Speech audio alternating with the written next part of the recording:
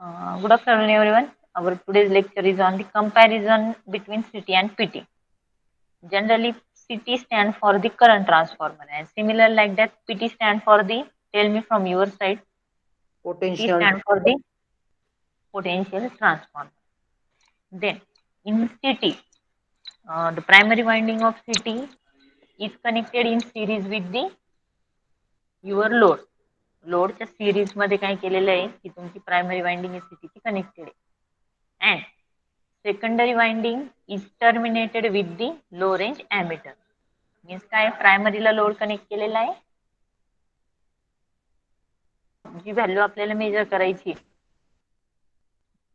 ती सिरीज मध्ये आणि लो रेंजचं जे काही तुमचं ॲमीटर येते सीटीच्या सेकंडरीला connected while in case of PT primary winding is connected in parallel with the circuit म्हणजे आपल्याला जे व्होल्टेज मेजर करायचंय त्याच्या अक्रॉस मध्ये आपल्याला पॅरलल वाइंडिंग ही प्रायमरी वाइंडिंग कनेक्टेड आहे सेकंडरी वाइंडिंग जी आहे तुमच्या पीटीची ती लो रेंज व्होल्टमीटरला connected clear then next is the circuit diagram तर मी ते तुम्हाला आता व्हाईट बोर्ड वरती ती शो करते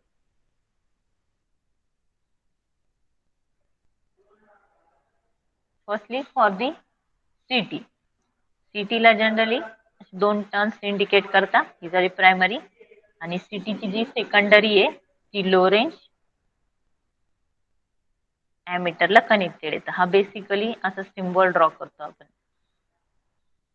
सीटी साठीचा हा कुठला आहे हा इथपर्यंत सिटीचा सिम्बॉल आहे आणि सिटीच्या सेकंडरीला आपण लो रेंज ॲमीटर कनेक्ट केलेले then for the PT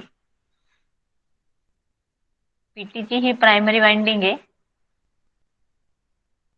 primary वाइंडिंगला नंबर ऑफ टर्न्स दाखवलेले आहे आणि जो काही तुमचा सेकंडरी आहे पीटीचा तो लो रेंज व्होल्टमीटरच्या अक्रॉस कनेक्टेड आहे ओके सीटी आणि ही पीटी दोघांचे सिम्बॉल आहे झाले क्लिअर सगळ्यांना देन करंट ट्रान्सफॉर्मर मध्ये ज्यावेळेस तुम्ही प्रायमरी मधून करंट फ्लो होतो त्यावेळेस सेकंडरीला ऑलवेज कुठेतरी शॉर्ट सर्किट केलेलं हवं जर ती ओपन सर्किटेड असली तर तिथे डॅमेज होण्याचे पॉसिबिलिटीज असतात आणि तसे काही restriction in case of PT नसते पीटीला जर सपोज तुम्ही सेकंडरीला ओपन जरी ठेवलं तर तिथे काही असे डॅमेज होण्याचे चान्सेस नसतात these are the comparison between your CT and PT, which is using extension of range of ammeter and voltmeter. Clear आहे का सर्वांना हे Yes, ma'am. Okay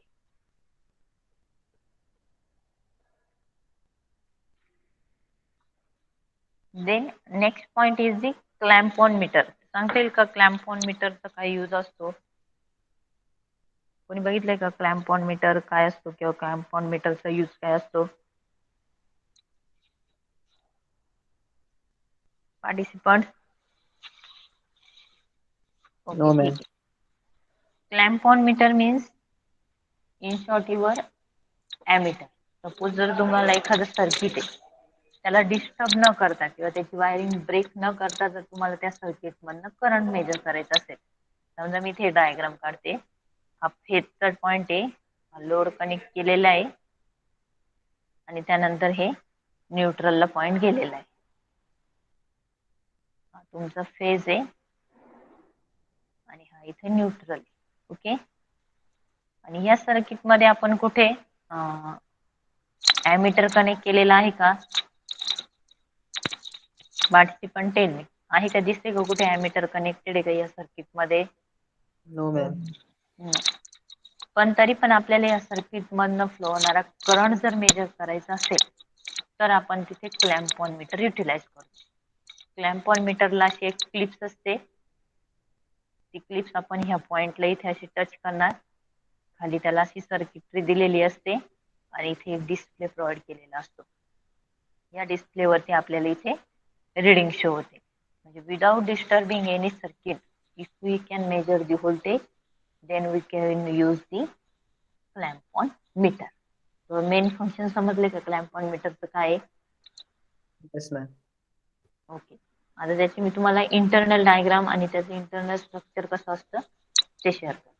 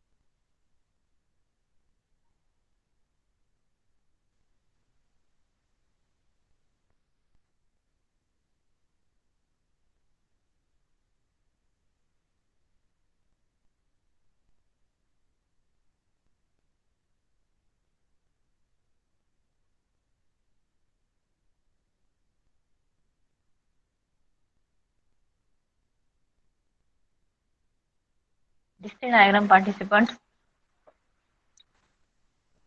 yes ma'am.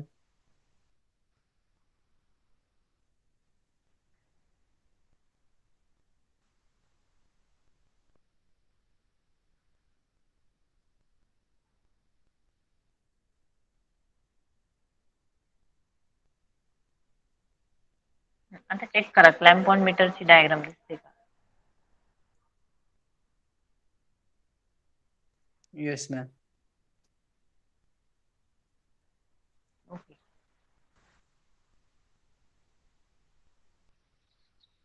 Clamp on meter is generally emitter which is measured to current without disturbing any circuit.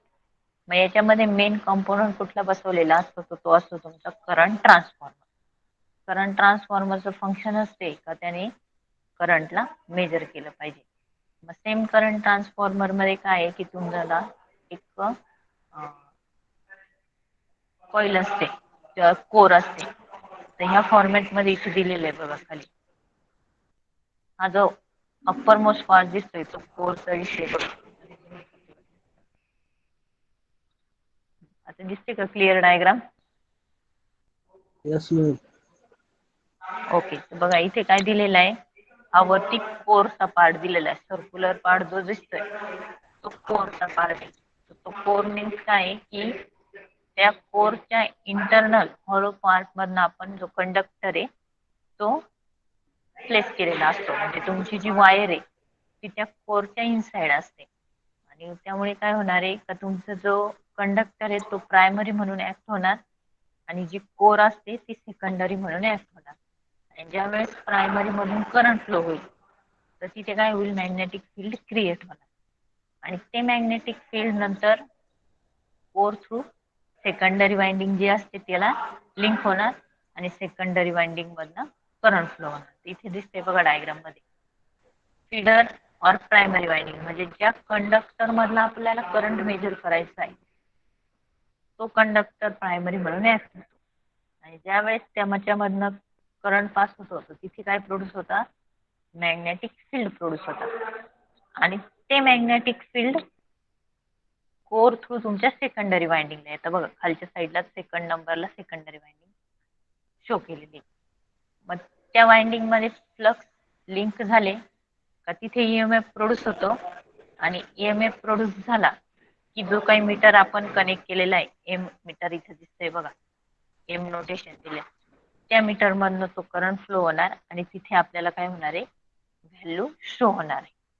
तर firstly इथे एक trigger switch दिलेला आहे बघा, तो प्रेस केला की इथे क्लिप्स आहे 1 नंबरला, दिसते का, खालची जी साईडची डायग्राम आहे ती बघा, तिथे 1 शो केलेला आहे.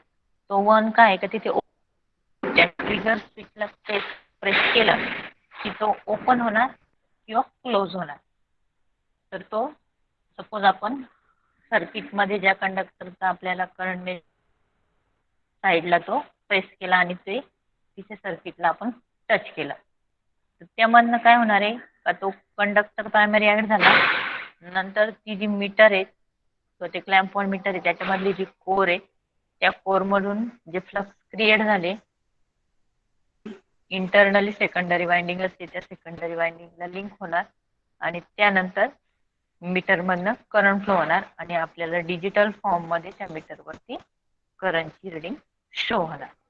तर मेन फंक्शन काय आहे क्लॅम्प ऑन मीटरचं, it measures the current without disturbing actual circuit. समजलं पार्टिसिपंट? Yes, ma'am. स्टुडंट समजलं का? Yes, ma'am. ओके.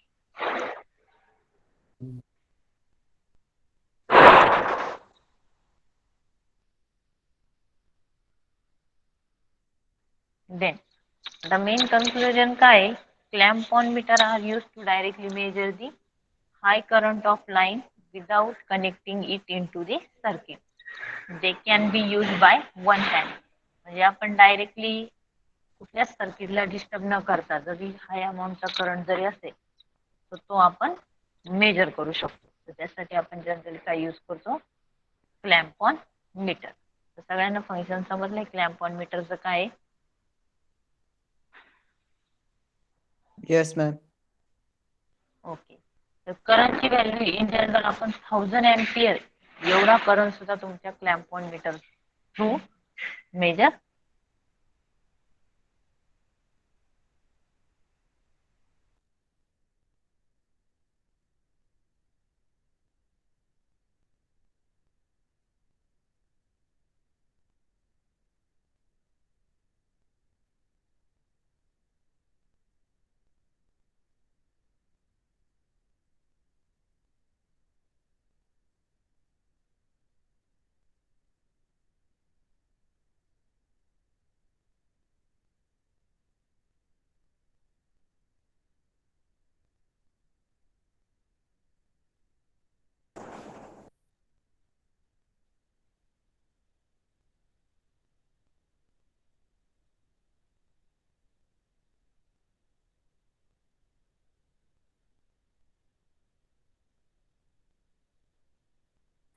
आवाज येतोय स्टुडंट प्रॉपरली?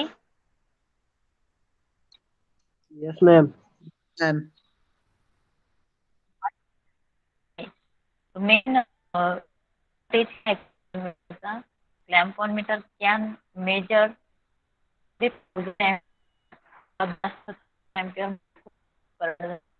तो मीटर थोडा करंट आपण क्लॅम्प मेजर करू शकतो.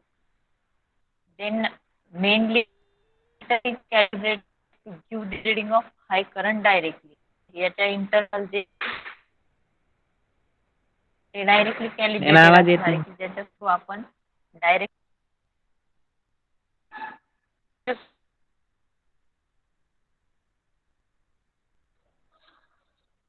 आवाज ब्रेक होतोय मॅम. तो प्रॉपरली एरियामध्ये जवळपास. आता येते का?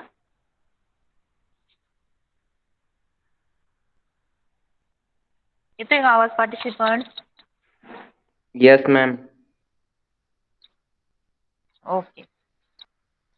High amount of current is directly measured in the your clamp on meter. आणि हे जनरली कशावरती डिपेंड आहे?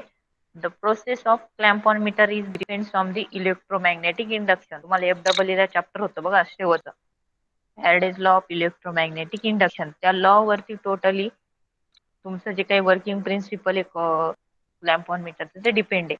वर्किंग प्रिन्सिपल मध्ये मेन काय आहे, whenever the that means the primary winding ज्यावेळेस मॅग्नेटिक फील्ड क्रिएट करेल, ते मॅग्नेटिक फील्ड कोअर मधनं पास होतील आणि नंतर ते सेकंडरी वाइंडिंगला लिंक करणार आणि सेकंडरी वाइंडिंग मध्ये परत ईएमएफ इंड्यूस होणार आणि मग ईएमएफ इंड्यूस झाला की परत तुमचा जो मीटर सेकंडरी वाइंडिंगला कनेक्टेड आहे त्याच्यामध्ये आपल्याला रीडिंग भेटणार. मी व्हाईट बोर्ड वरती तुम्हाला एकदा एक्सप्लेन करून दाखवते.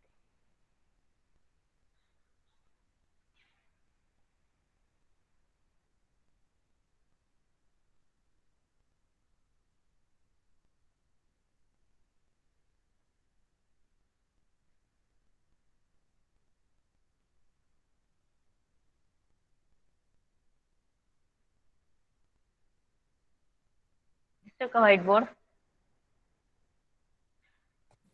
Yes, ma'am.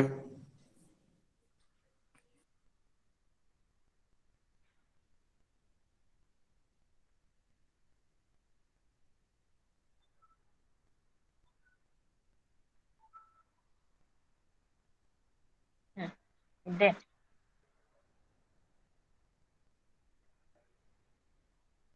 सिटी आपण पहिले काय, सपोज हा सिटी ड्रॉ केला.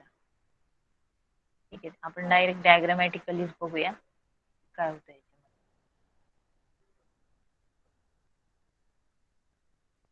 एक कंडक्टर घेतलाय ज्याच्यामधनं करंट पास होतोय, असा एक कंडक्टर घेतलाय आणि या कंडक्टरच्या साईडला वरती आपण हा इथे असं कोर प्लेस केलेला आहे. इथं क्लिप्स दिलेल्या आहे सपोज ओपनिंगच्या. इथे ही कोर घेतली आहे आणि हे कोरला इथे नंतर सेकंडरी वाइंडिंग प्लेस केलेली आहे आणि सेकंडरी वाइंडिंगचे कनेक्शन पुढे इथे मीटरला गेलेले आहे.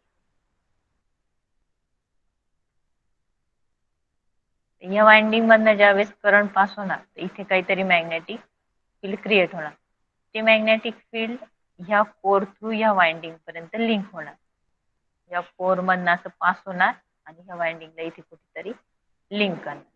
लिंक केल्यामुळे काय होईल, ह्या सेकंडरी वाइंडिंग मध्ये पण काय प्रोड्यूस होणार, तुमचा ईएमएफ प्रोड्यूस होणार.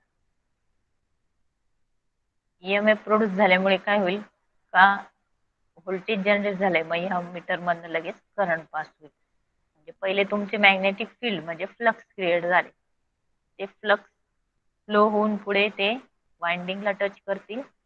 वाइंडिंगला टच केल्यानंतर तिथे ईएमएफ इंड्यूस होणार. ईएमएफ इंड्यूस झाला की त्यानंतर तिथे डायरेक्टली तुमचा ईएमएफ मुळे करंट फ्लो होणार आणि हाच करंट नंतर ह्या मेजर केला जातो. Working principle is totally depends upon the electromagnetic induction. Electromagnetic induction काय आहे, current carrying conductor magnetic field मध्ये ठेवला की त्याच्यामध्ये ईएमएफ इंड्यूस. फॅराडेचा first law, whenever current carrying conductor placed in a magnetic field, EMF get induced in that conductor. त्याच्यावरतीच हे total depend. Clear, समजले सर्वांना?